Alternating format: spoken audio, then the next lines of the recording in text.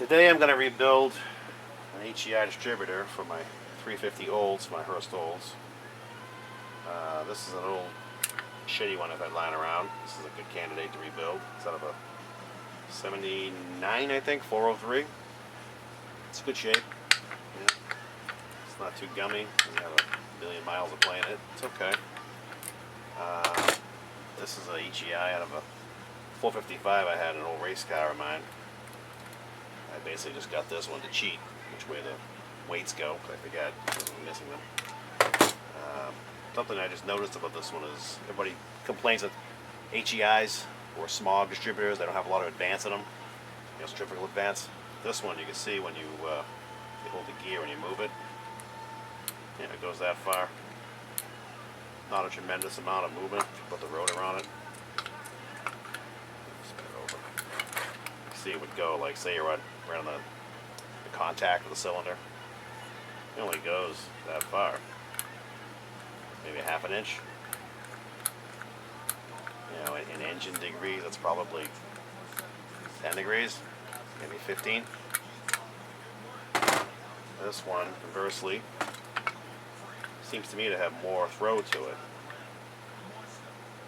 Yeah, this one goes, shit, it's like an inch. Quite a bit more than the other one. So in theory, this one will give you more centrifugal advance if the weights and springs will allow it. It has, these slots right here. These slots will provide that movement. This one's gummy too. You can watch if you turn it, let it go. It's slow to come back, and then when you grab it, you want a 1/4 inch to go, 3/16. So it's all gummy inside. You have to take it apart, clean it up. Whereas this one moves freely. It snaps right back. Boom. I almost guarantee you, if you took this apart, you check these slots. The slots are right there. See? This slot is shorter than that slot. I mean, you could probably almost see it just looking at it. I'm sure you can. You see it right there. I mean, granted, this is a different plate than this one. The slot appears to be shorter to me. Whatever. I'm rebuilding this one, so to get it apart, what you got to do is knock out the roll pin right here. The gear off and then pull the shaft out. So just grab a punch and a hammer and it's a piece of cake. Just tap it out.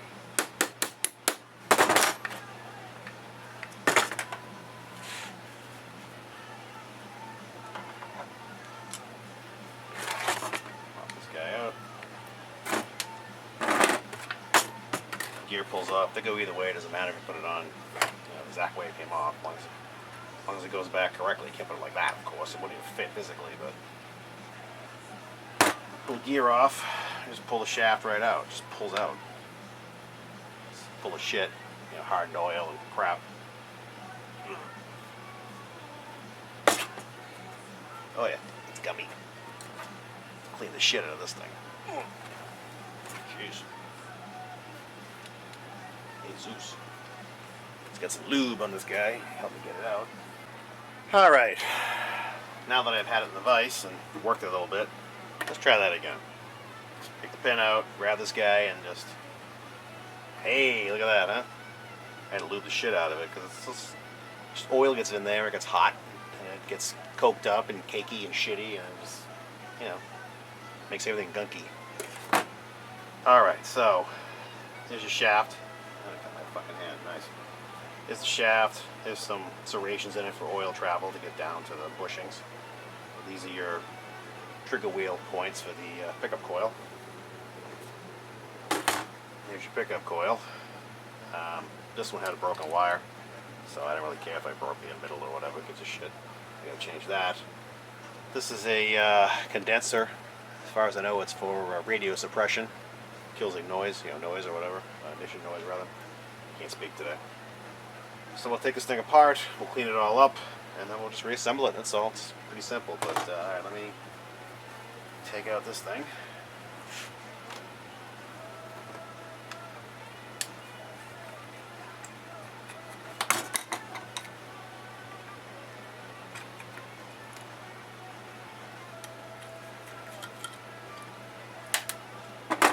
Alright, pop this guy out.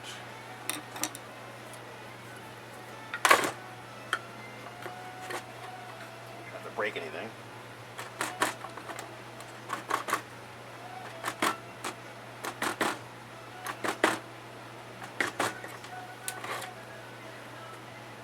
It's moving.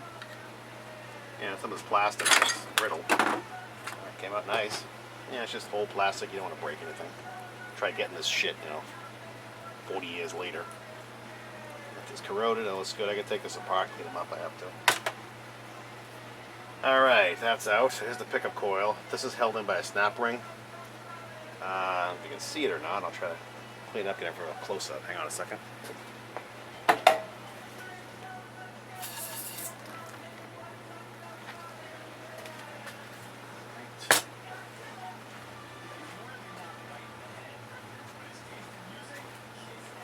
So if you look, make sure I'm...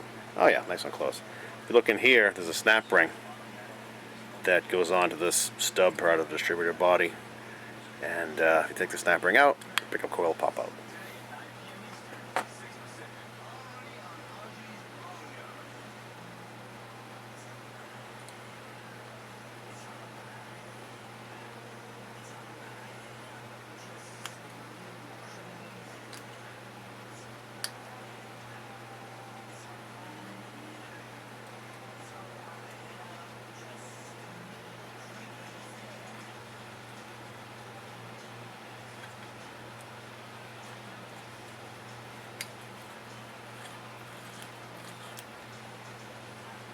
I can't do a fucking thing right today, evidently. Wow.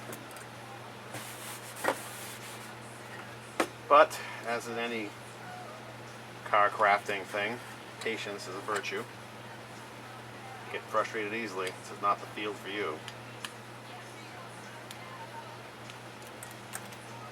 Thanks.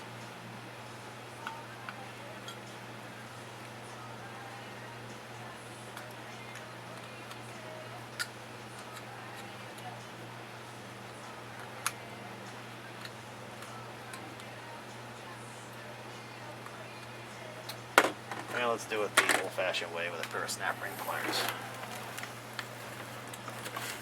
Trying to be a hero and do it with a screwdriver, but this ain't my day, so that's okay.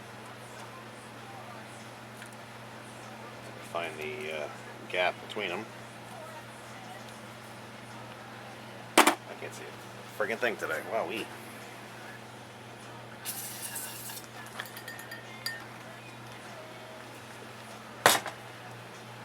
One more time. Here we go. Now, where is the opening? It's like right here to me.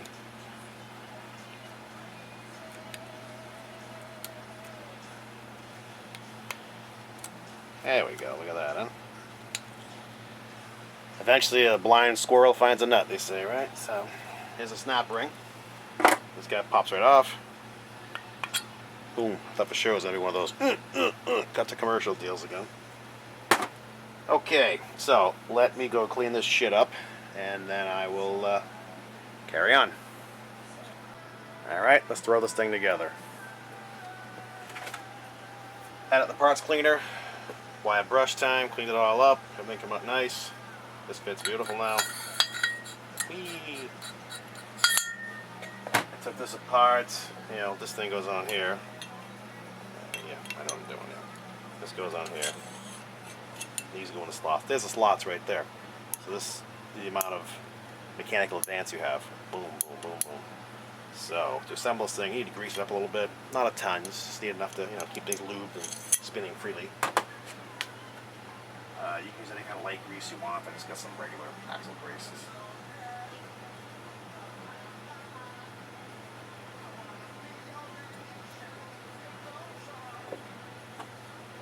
Slide this guy in here.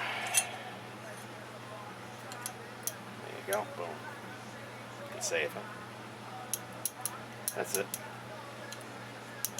Nothing crazy. Alright, then you can put a little bit on the shaft. See right here, it gets oiled. So again, I wouldn't put a ton on it. Just, you want something in there to, cushion it. The surfaces touch together, but it's going to get oiled ultimately, so don't go nuts.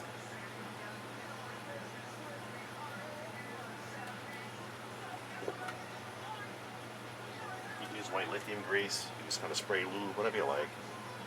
I had some grease handy. I figured not going to hurt anything.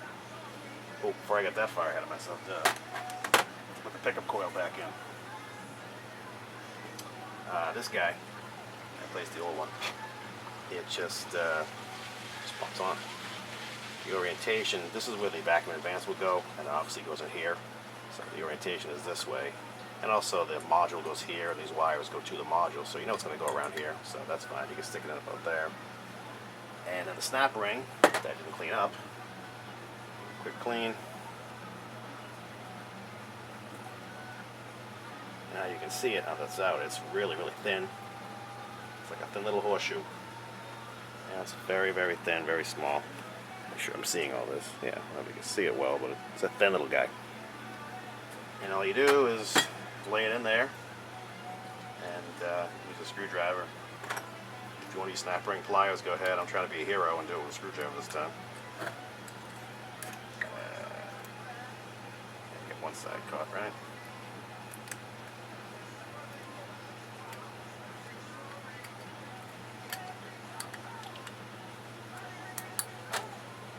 Okay, that time I got it. There we go, it's in. Okay, so now you can put this guy in, I believe, and everything else, right? That can't go in.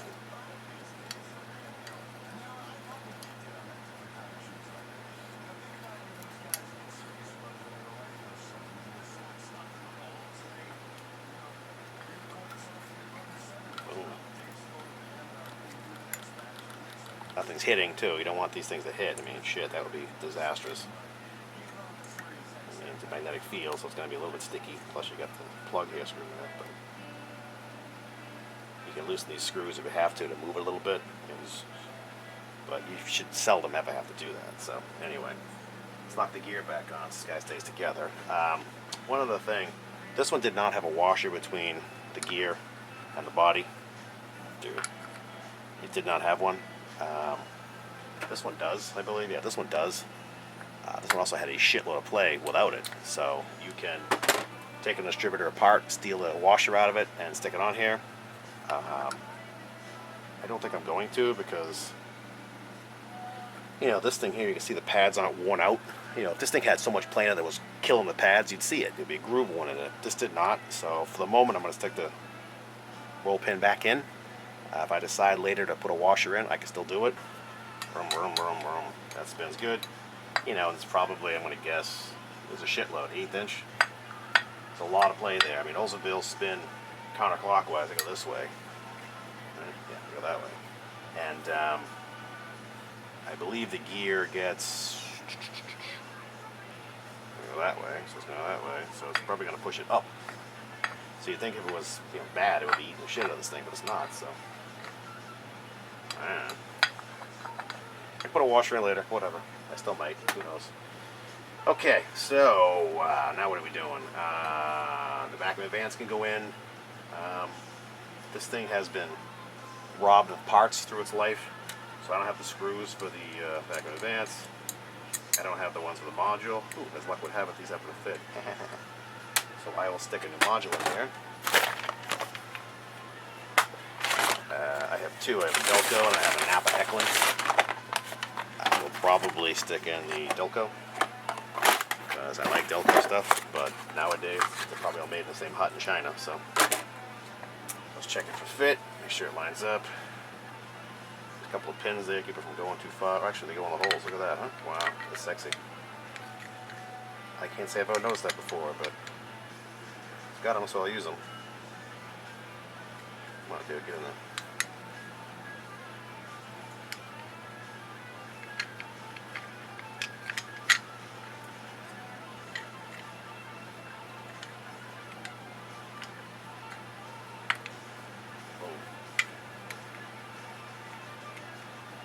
Okay, no, dirt. No, it's not the right place. Dirt. There it goes. Goes right there. Well, fucking hold on. I'm doing something wrong.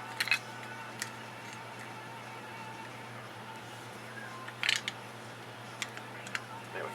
Now we got it. Jeez. I'm having a good day. Alright, so this plug, I guess, doesn't go down here. It goes up here. And you can't screw it up. One small, one's big, so it goes here. That's how it goes. And the other harness is going to go. This goes on the outside, this goes on the inside, this goes here, it goes there, and that goes there. Boom. So that plugs in there, so that's how that goes. I'm just test fitting everything, that's all. I'm going to put the jism on it. This is a, it's not dielectric grease, this is like a heat insulating grease to keep the module, too much heat transferred from the distributor body into it, I believe. If you don't use this stuff, the module can burn out prematurely. That's what the legend will tell you. I've never done it without it, so I really can't tell you. It comes with a module. They want you to use it for a reason, so you might as well use it. So you just squeeze your shit out.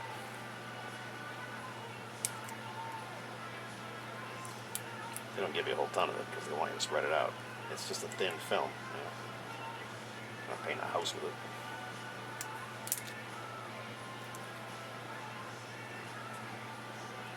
You can use this thing as the paintbrush. You can use your finger, whatever you like. Whatever lights your fire. Alright. Isn't that lovely? And you can actually see some remnants of it there. It's kind of gooey, sticky shit. So that just goes. This one has pins. I've never seen one that has pins before. I mean, it does have holes for them, so maybe I've been missing something all these years. I don't know. Never said I was a genius.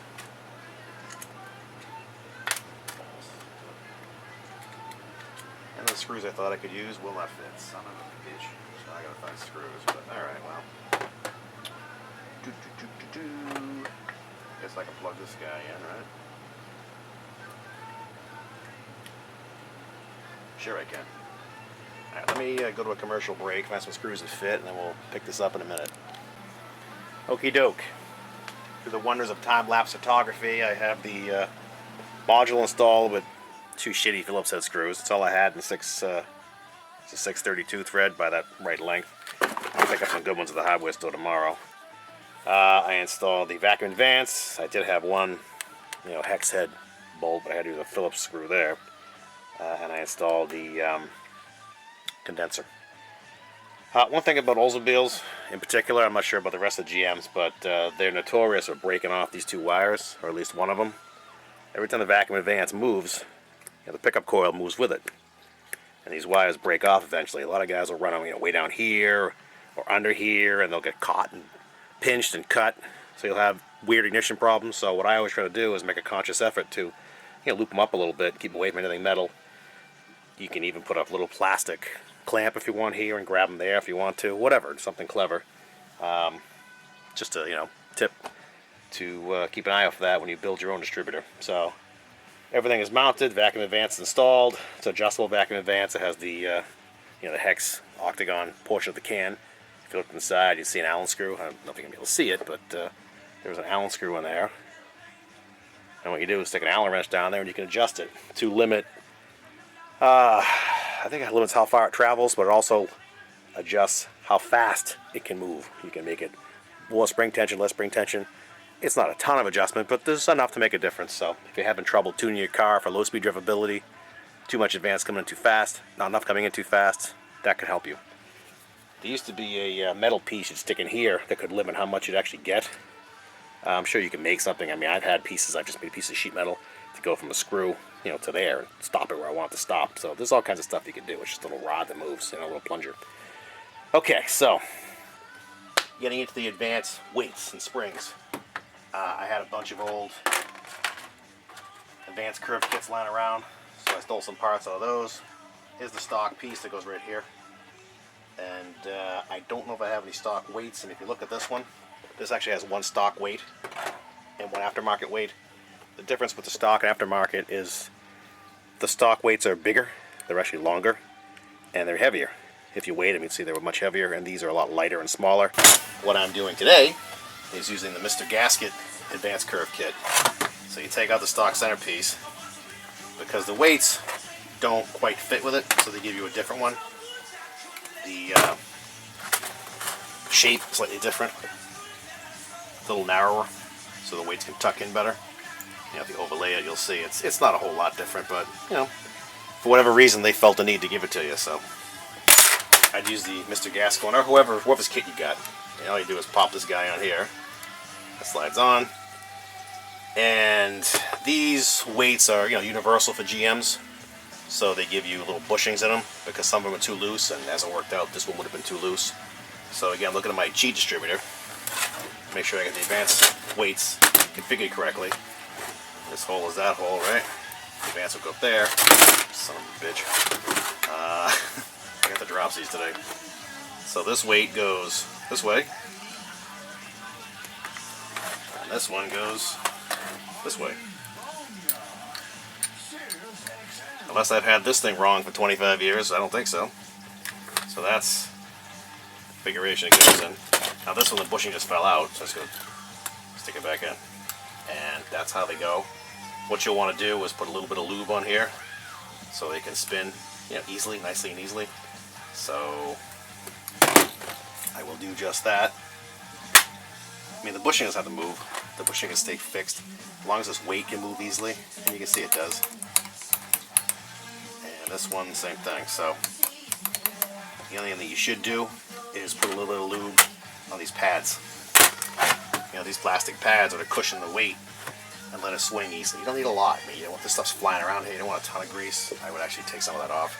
You just want a lubed pad. Yeah, just enough to make it slide. And again, you don't have to lube the bushing to the pin, but you want the weight to swing on the bushing really easily. You put a lube on there if you want. And again, you can use lithium grease, whatever lights your fire, you know. Super sexy, synthetic grease, whatever you like. It's all doing the same thing, and synthetic might last a little longer. Basically just want something in there to help this guy spin what it needs to spin, you know, to move, swing, whatever. Alright, so that's how they go on, okay? So, one other thing is this centerpiece has two C-clips that I seem to have lost, but here somewhere. Where the hell did they go?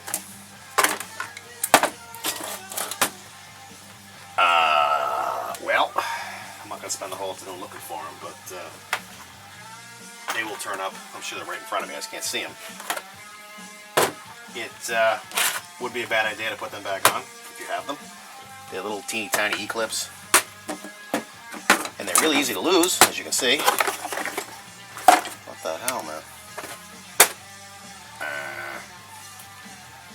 I throw it on the floor, didn't I? Regardless, I'll find them. But you should put those back on to just keep that plate from coming loose and popping up and screwing you up. They go right there. You see there's a little recess for them. So the C-clips, yeah, E-clips should go in. Oh, and they're in front of me. There, see, I told you they were in front of me. These little guys. Just pop them in.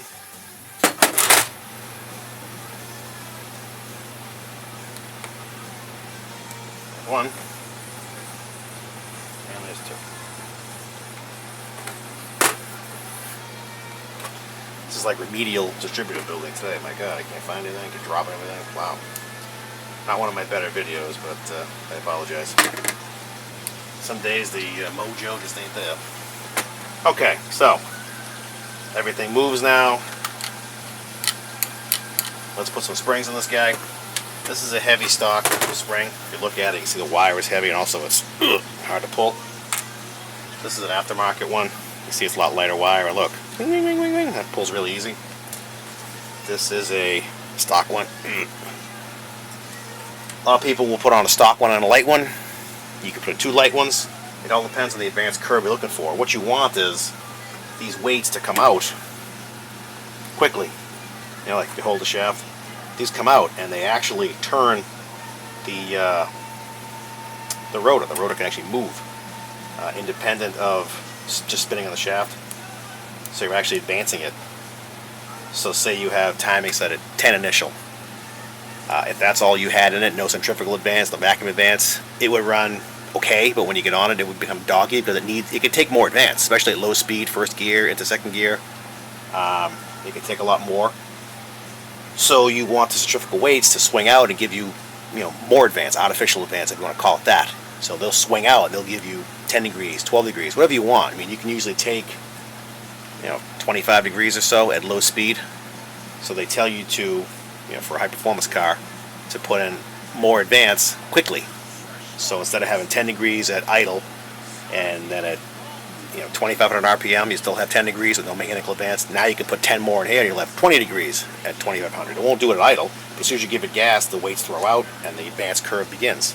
And you can do it on a distributor machine, which is the best way. If you don't have a distributor machine, because so few of us do, you put it in your car, and you can dyno it, or you can just go on the street, and you can drive it, see if it pings, see if it advances as much as you want to advance. You can check it with a timing light in your driveway before you leave your house, and get it where you think you want it, and go to the track and test it and adjust it, or you could just do it once and say it's not pinging, it runs great, I'll leave it alone, which is what most of us do. So if I put one light spring on it, make sure the bushings are down where they go, it just hooks on. Son of a bitch today. It just hooks on, that's it. That's it. You need one more of them. I mean, for the moment I'll use a stock one just to make it simple. So you just hook it on.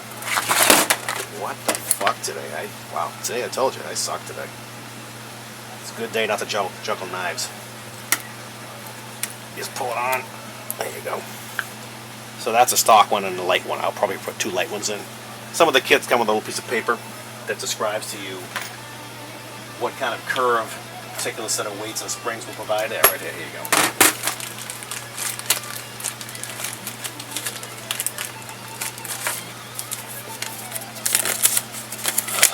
This one. This is a Mr. Gasket kit, and this tells you how to remove everything, blah blah blah, but we all know that, right? And then in here, there's usually a graph. Okay, it just tells you that light is black, silver is medium, heavy is gold in this particular kit. Usually they give you a graph that'll show you with these two springs and these weights, here's your advance curve. And with these two springs, it'll give you this, etc., etc. This one doesn't seem to do that, but suffice it to say, if you use their weights, which are lighter than stock, and the two lightest springs, you may or may not have any detonation problems. If it's a 9.5 to 1 engine, you probably won't, unless you're running 18 initial. So it's a pretty simple thing to do. So there you go. And then the rotor would go on. There's a notch in the rotor that goes there. The rotor would go on, and like I said, Oldsmobiles go counterclockwise, so as you spin it, the weights fly out. So as it goes this way, these weights will go, whee, and then when they go out, they hit this and they move the breaker plate. And you get all that more advance. And then on idle, they should come back in. The centrifugal force stops, and spring pressure pulls them in. One other thing you'll may have a problem with light springs like these little. This one's red, but they're usually yellow or gold or silver. Sometimes you'll set your idle and you'll wing the throttle a few times, and you'll notice it doesn't come back down to idle right away. Like say you have it idling at 900 RPM and you wing it up to 2 grand just to watch the advance curve go up. It may come down to say like 1200, 1100, and after 30 seconds it'll come down to your 900 RPM idle. That's because these springs are so light and so loose. It takes them a while to finally pull the weights back in all the way. So they'll fly out. Oh, Christ. They'll fly out, and then they come back in, and you can see that it's still out. It'll come back in, and it may take a while before it comes in all the way and pulls this thing back. See what I mean? It's just a phenomenon of a very light curve. So don't get discouraged if idle is 200 RPM more than it used to be. If you give it a second or two, 20 seconds, it should come back down. If it doesn't, you'll have to readjust the idle speed. But by and large, it will come down by itself eventually. It just might take 10 extra seconds, 20 extra seconds. And that's it. That's about it. I can preset as much as I want to, but until you get it in the car, you really can't tell what it's going to do. So I'll replace these screws with some hex head screws tomorrow at the hardware store. I'll replace that one Phillips with a hex head screw. It just looks bush league if you leave regular screws in here to me. It's just me. I took this off when I took it apart. These, no one ever thinks to change. This one's actually pretty pliable, but they do get hard as a rock. Like if you look at this one, it's actually flat. You know, this is a stock one that's 30 years old. They get flat from use, and they get hard. Like this one's hard as a friggin' rock.